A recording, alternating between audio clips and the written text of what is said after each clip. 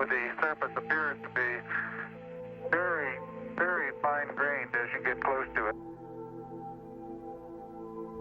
I'm at the foot of the ladder. I'm going to step off the limb now. That's one small step for man, one giant leap for mankind. I had a bet with somebody who didn't really felt that Neil spent a great deal of time before he went figuring out his famous words, and they were not extemporaneous on-the-spot historical words. He actually felt that these words might have even been written for Neil by somebody else. And I said, well, I'll bet you $500 that when I get to the bottom of the ladder and nobody ever remembers what the second person to do something does anyhow, I'm going to say it may have been a small step for Neil, but it's a big step for a little fellow like me. Ready for me to come out? Okay. Now I want to back up and partially close the hatch, making sure not to lock it on my way out. I guess one of the reasons we got here today was because of a gentleman named Galileo a long time ago who made a rather significant discovery about falling objects in gravity fields. And we thought that where would be a better place to confirm his findings than on the moon. And so we thought we'd try it here for you. The feather happens to be appropriately a falcon feather for our falcon. And I'll drop the two of them here, and hopefully they'll hit the ground at the same time. How about that? That proves that Mr. Galileo was correct. It just ain't one. I know, John. I'll put it right here. Big rock. I was proud for our country more than I was proud for me. It was nothing that I did. I just happened to have gotten there at the right time. My background carried me through. But there were a lot of other qualified people that didn't go. Why my name came out, I don't know.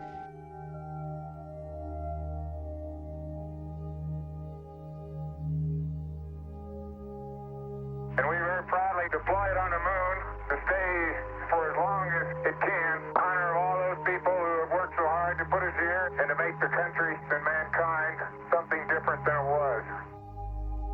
It was like sitting in the last row of the balcony, looking down for that play going on. While I was in the play, it was more like I was a spectator. Tranquility, this is Houston.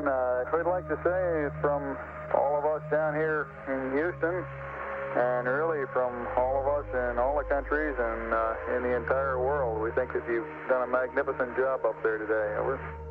Thank you very much. Have you had enough TV for today? Yes, indeed. It's been a mighty fine presentation there. Thank you. Couldn't enjoy it as much as we did. Get some rest there and have at it tomorrow. Okay, signing off. See you again tomorrow. All systems on the lunar module are in good order. We have not heard from Tranquility Base since saying goodnight. My mind's one that just goes constantly. So I took a sleeping pill. Slept like a baby. I had one dream that was very vivid. In my dream, we were driving a rover up to the north. And you didn't really feel like you were out there. It was untouched. The serenity of it had a pristine purity about it. We crossed a hill. I felt, gosh, I've been here before. And there was a set of tracks out in front of us. And so we asked Houston if we could follow the tracks. And they said yes. And we turned and followed the tracks.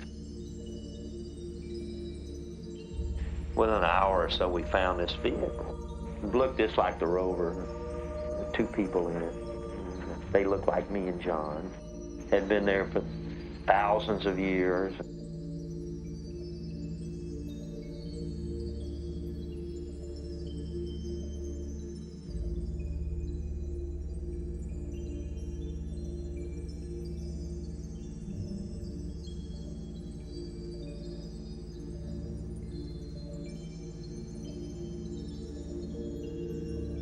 not a nightmare type situation, nothing like that.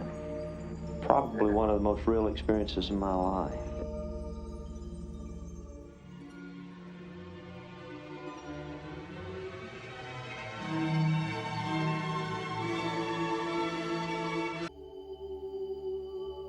Oh, there it is. I can see it. Looking at the Earth down there, Houston, it looks like you're littler than a golf ball at arm's length now. Sure looks pretty, though. Really looks spectacular. It seemed very unreal to me to be there, looking back at the Earth and thinking how far, far away it was. This is the moon, that is the Earth. I'm really here. We're allowing about 5 minutes for the drive to Station 3. Okay, safety belt front. And here we go. How's it driving, John? Pretty easy? Driving good.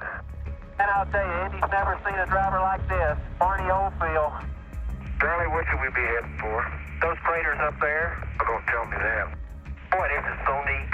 You look like you hit it just about for our spot. See Survey Ridge down there? Yeah. This is going to be spectacular. No, not through this crater. Yow! Woo! Trying to see if you're nervous, Charlie. Oh, Barney's really driving this beauty. Only way to fly, Tony. And boy, this is going to be such a spectacular view, you can't believe it.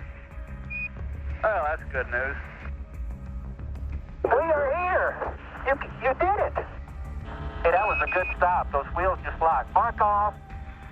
Super. John, did you touch that TV lens? Get some dirt in your eye, Houston? Hey, that does a good job on the lens there. You want us to go up and travel along that ridge? Yeah, why don't you press on up there?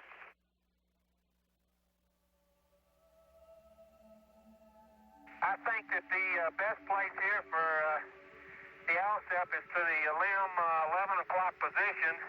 That sounds good, Charlie. And John, it's 266.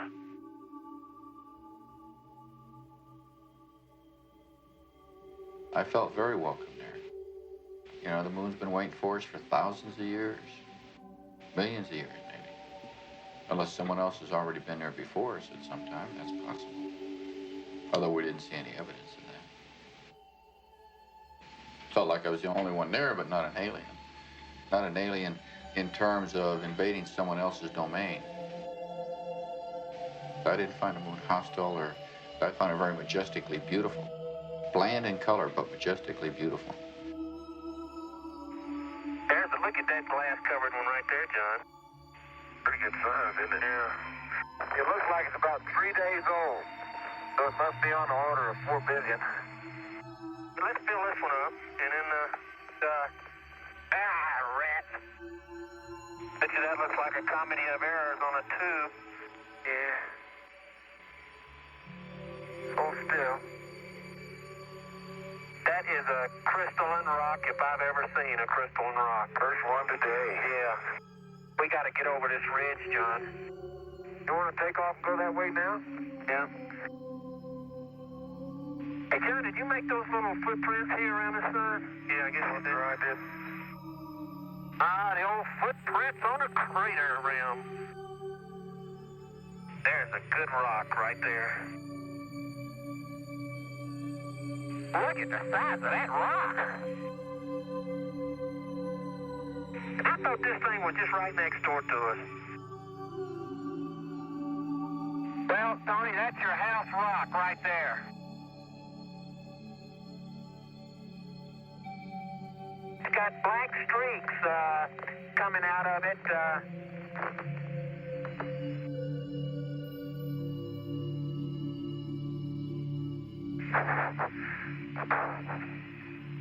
Yeah, this is tough going here. So let me have the shovel. Oh, I'll get it, man. Just a minute. Good deal, boy. There you go. I can't get going here.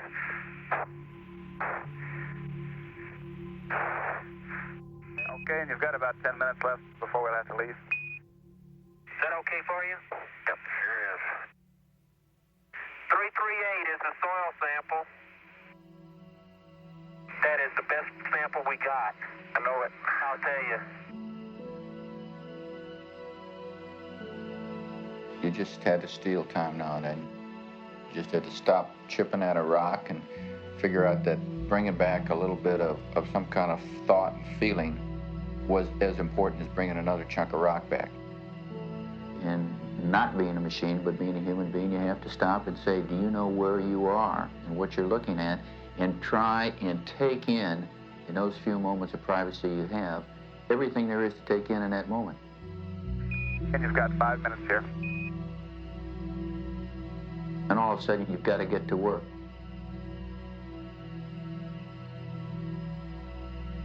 Okay, Houston, as I stand out here in the wonders of the unknown at Hadley, I realize there's a fundamental truth to our nature. Man must explore.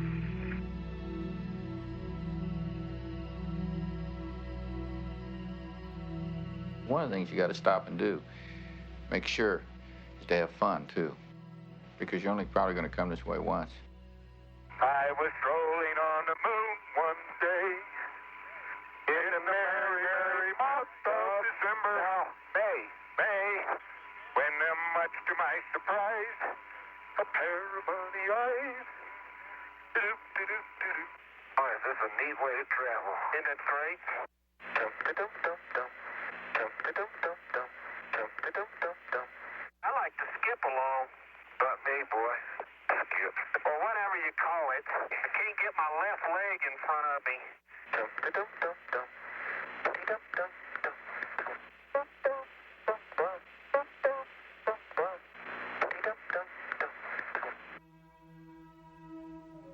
It was almost dangerous.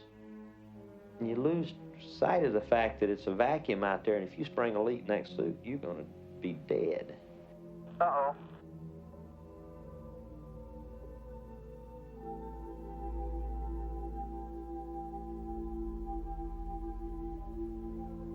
Nice soft Navy landing. Yahoo! Ah! Boy, do I like to run up here.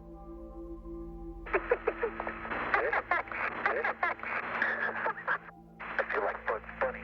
That's neat. And here comes the Boxy twins. You're pretty agile there, Twinkle Toes. I'm going out for the ballet when I get back. You learn another line of work up here. And while you're bouncing around there, you might keep an eye out for a nearby crater.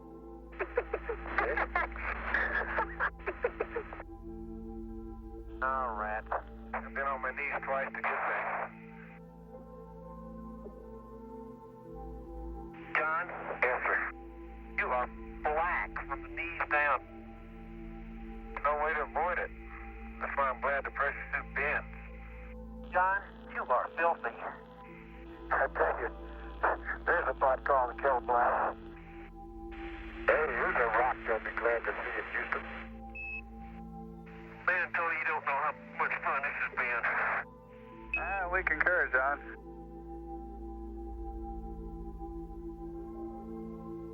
Having gotten away from the spacecraft, I was able to really realize what this place was like that we had landed in. I had tried to anticipate what it would be like for many years, but it was obvious that there was no way one could have anticipated what it would be like to stand in the valley of Taurus Littoral, a place deeper than the Grand Canyon and equally as spectacular, see this brilliantly illuminated landscape with a brighter sun than anyone had ever stood in before, with a blacker than black sky. And then to top the whole scene off, in this blacker than black sky was a beautiful, brilliantly illuminated blue marble that we call the Earth. The path of evolution is now in space as much as on Earth. Man has showed that as a species, mankind was willing to commit itself to living in environments that were completely different than those in which the species evolved. We put a shield of life around ourselves in order to protect the life within, but the willingness to go out there is there. We've shown that. The curve of human evolution has been bent. Okay, then it's time to load up right now. Okay, we're underway again, Tony. Okay, we'd like you to drive gingerly up to the Alsep area there. Okay, we're going up. Want to go right or left? We want to head, just keep going west. Oh, I'm sorry. Look to left. Can't expect trouble from backseat drivers. Okay, we copy that, Tom. Look at this baby. I'm really getting confidence in it now. This back wheel's off the ground. Charlie, whatever you do, don't hit that brake. The Grand Prix driver's at it again. This is about the neatest thing I ever saw. It's back to the limb, right, Tony? You bet your life. And you're well ahead on the timeline. You've been making good time. He must have forgot something, Charlie. Yeah, something like that. Well, everything's running. We're just about to start up slope here. Have we been climbing, John? Look at that pitch meter. Pegged out high. Hey, we have been climbing. Tony, we doesn't feel like we're climbing, but we've been climbing for quite a while here. And we're going up a steep, steep slope, John. I'll tell you. Look at that, Charlie. I don't see what. Well, I'll be doggone. Look at that! Charlie, you said you were going to see some other tracks on the moon. I knew it. Hey, we're going back down our tracks, Tony. Okay, good show. There she is, John. Somebody up there likes us. Don't run into our hole.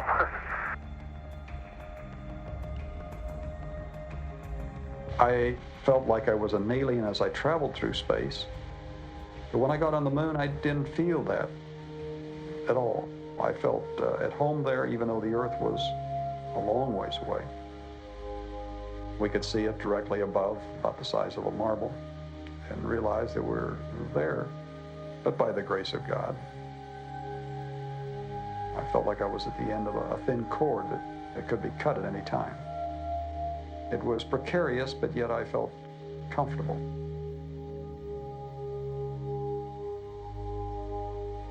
I felt something other than just what we can visually sense. A spiritual presence was there. Perhaps it was because so many people on the earth were focusing their attention. They were maybe sending signals to us somehow.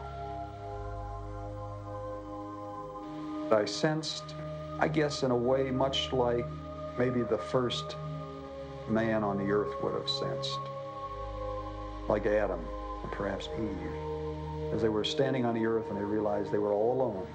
There was no one else on the earth, but yet they had that special communication. And I guess it was similar to the feeling I had on the moon when I realized that Dave Scott and I were the only two on this vast planet, another world. We were the only two there. We felt an unseen love. We were not alone.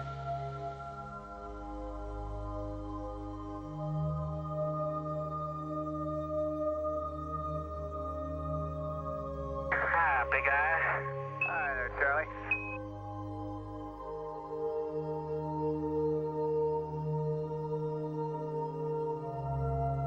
We'd like to uncover a plaque that has been on the leg of our spacecraft that we have climbed down many times over the last 3 days.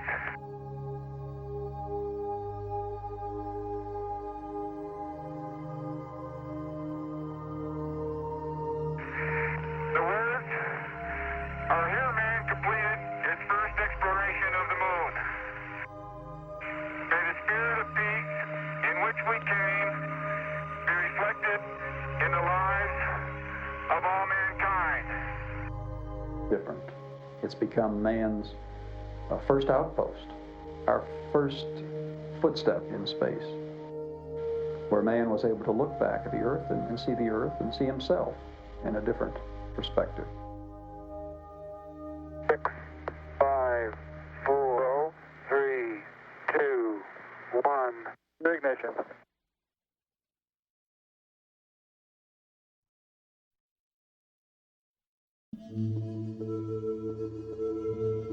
As you leave, you're leaving this unbelievably beautiful, naked charcoal ball out there in space.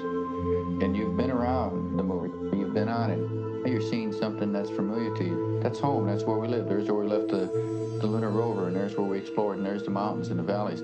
And it is, in a sense, has been a home, a life-sustaining home for you. And when you leave it and you see those things,